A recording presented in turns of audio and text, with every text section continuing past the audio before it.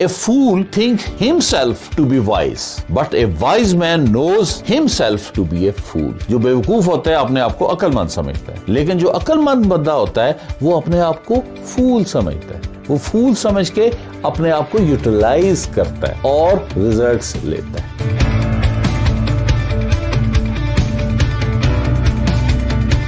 آج آپ کو عربین پیننسولا کی قدیم اور دلچسپ کہانی مرغیوں کی تقسیم سنانی ہے، جس میں ایک سادہ لو دیہاتی نے ایک عقل مند شہری کو ناکوں چنے چبا دیے. ہوا یہ کہ ایک آدمی شہر میں رہتا تھا اور اس کا ایک بیوی، 2 بیٹے اور 2 بیٹیاں. اس کا ایک قریبی رشتہ دار دیہات سے اس کے پاس مہمان کے طور پہ آیا، تو انہوں نے جب اس کو دیکھا تو انہوں نے پہلے جیسے شہری سمجھتے ہیں دیہاتیوں کو کہ یہ اتنے پڑھے لکھے نہیں ہوتے، صاف ستھرے نہیں ہوتے، سادہ لو ہوتے ہیں، تو اس کے ساتھ ویسے ہی انہوں نے رویہ رکھا.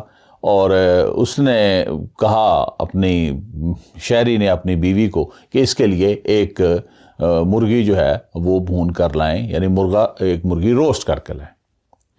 تو جب کھانے میں سب لوگ بیٹھے اور مرغی روسٹ ہو کے آگے، بڑی اس کی خوشبوئیں پھیلی ہوئی تھی، اور اس کے دونوں بیٹے بھی بیٹھے تھے، دونوں بیٹیاں بھی، اور وہ اس کی بیوی بھی ساتھ بیٹھی تھی، مہمان بھی بیٹھ گئے. تو انہوں نے ایسے کیا کہ مذاق کرنے کے لیے نا مہمان کی طرف جو ہے نا پلیٹ جو روسٹ مرغا تھا اس کی طرف کر، اور اس کو کہا بھی تم تقسیم کرو. ان کا خیال تھا کہ یہ تقسیم نہیں کر سکے گا، تو ہم اس کو جو ہے وہ اس کے اوپر ہنسیں گے. تو دیہاتی نے کہا کہ میں نے تقسیم کرنی ہے. تو شہری بولا ہاں تم نے تقسیم کرنی ہے. تو یہ بڑے غور سے نا اس کو دیکھنا شروع ہو گئے کہ اب یہ کیسے تقسیم کرتا ہے.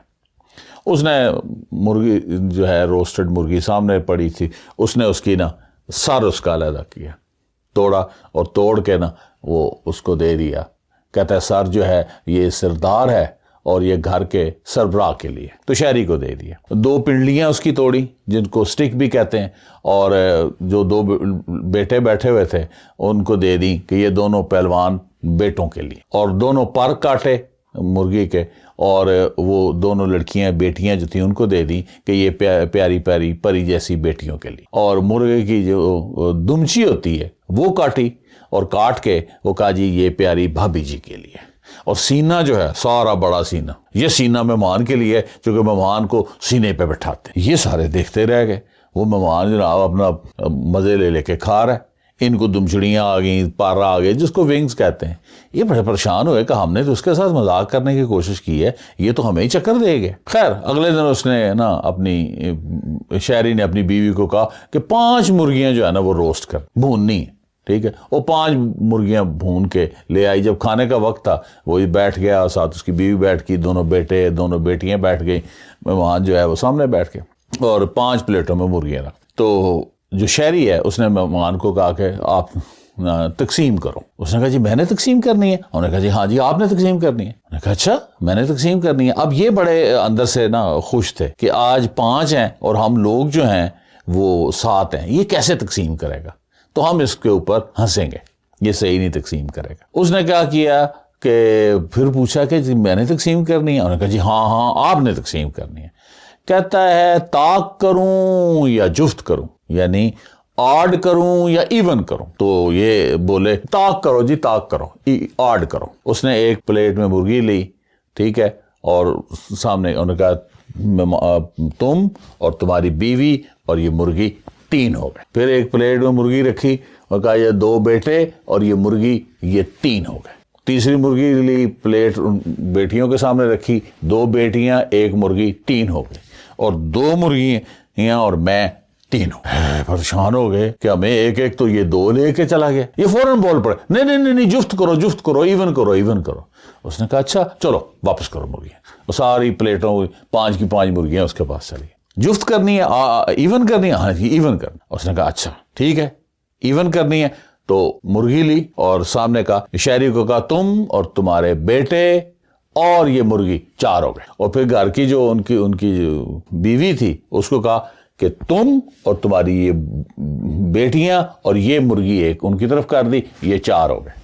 اور میں اور یہ 3 مرغیاں ہم 4 ہو گئے. یہ ہکا بکا رہ گئے کہ کیا کریں. وہ جناب چپڑ چپڑ کھانے جا, ساتھ ساتھ ایسے ایسے کر کے سونگے اور ساتھ جو ہے وہ چٹخارے برتا جائے. اور یہ سارے اہل خانہ جو ہے نا چپ ساتھ کے بیٹھے ہوئے تو ایسے سے ایک دوسرے کو دیکھ رہے ہیں کہ یہ ہمارے ساتھ کیا کر. تو یہ تھی کہانی کہ دیہاتی کی مرغیوں کی تقسیم. اب آتے ہیں اس کے میسج کی طرف. تو اس میں بہت سارے میسج نکلتے ہیں. ایک میسج تو یہ نکل رہا ہے کہ جو شہری ہے اس میں وہ خود کو بڑا عقل مند سمجھ رہا ہے, اور جو دیہاتی ہے وہ خود کو کم عقل سمجھ کے مسلسل غول کر رہا ہے اور ہر سچویشن کو اپنے فائدے کے لیے یوٹیلائز کر رہا ہے. تو یہاں مجھے شیکسپیئر کی ایک بات یاد آ گئی کہ a fool think himself to be wise but a wise man knows himself to be a fool. جو بیوقوف ہوتا ہے اپنے آپ کو عقل مند سمجھتا ہے, لیکن جو عقل مند بندہ ہوتا ہے وہ اپنے آپ کو فول سمجھتا ہے. وہ فول سمجھ کے اپنے آپ کو یوٹیلائز کرتا ہے اور ریزلٹس لیتا ہے.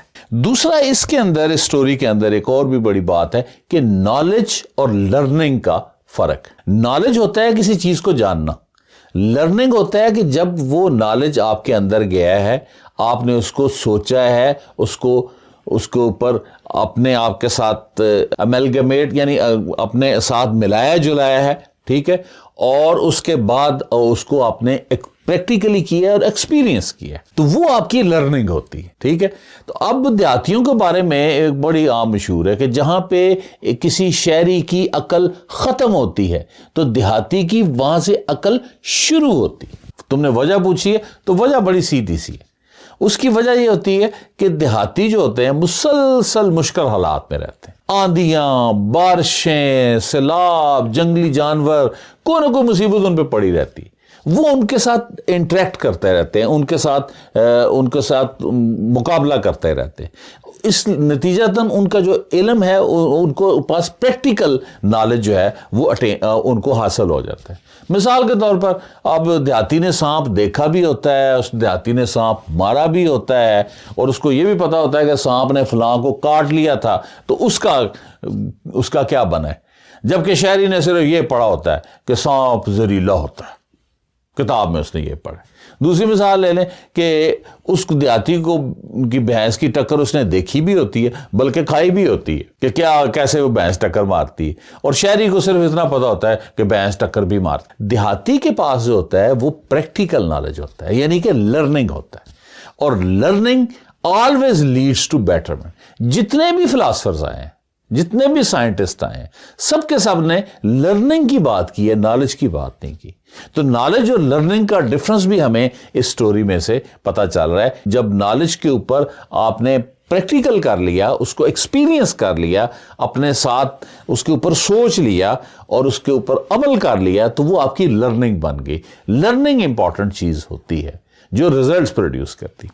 اچھا, اس کہانی کو پڑھتے پڑھتے ایک تیسری چیز بھی میرے ذہن میں آئی کہ وہ جب وہ کہتے ہیں نا کہ وہ سونگتا جا رہا تھا کہانی میں اور کھاتا جا رہا تھا, سونگتا جا رہا تھا, کھاتا جا رہا تھا, سونگتا جا رہا تھا اور چٹخارے برتا جا رہا تھا, تو مجھے ایک لگا ایسے کہ جیسے دیہاتی جو ہے نا گوگل اسکالر بھی یوز کرتا ہے. گوگل اسکالر کے اوپر جو لیٹسٹ ریسرچ ہوتی ہیں وہ وہاں پہ پڑی ہوتی. تو اب ریسنٹلی ایک ریسرچ آئی ہے جس میں انہوں نے بتایا ہے کہ جو 80% ذائقہ ہے, یعنی آپ کے ذہن میں یہ ہوگا کہ ذائقہ زبان سے, تو ایک ریسرچ ہوئی ہے تو انہوں نے بتایا کہ جو 80% ذائقہ ہے, جو ٹیسٹ ہے, ٹھیک ہے, وہ آپ کے سونگنے سے آتا ہے, یعنی دیٹ کمز ٹو نوز میں الیفیکٹری سیلز ہوتے ہیں, یعنی ان کی وجہ سے آتا ہے. یعنی 80% آپ کا جو ذائقہ ہے وہ سونگنے سے آتا ہے. اگر آپ کا ناک بند ہو, اسٹفی ہو, تو آلو, پیاز, سیب سب کا ذائقہ ایک ہو جاتا ہے. اب دیہاتی نے کیا خیال ہے,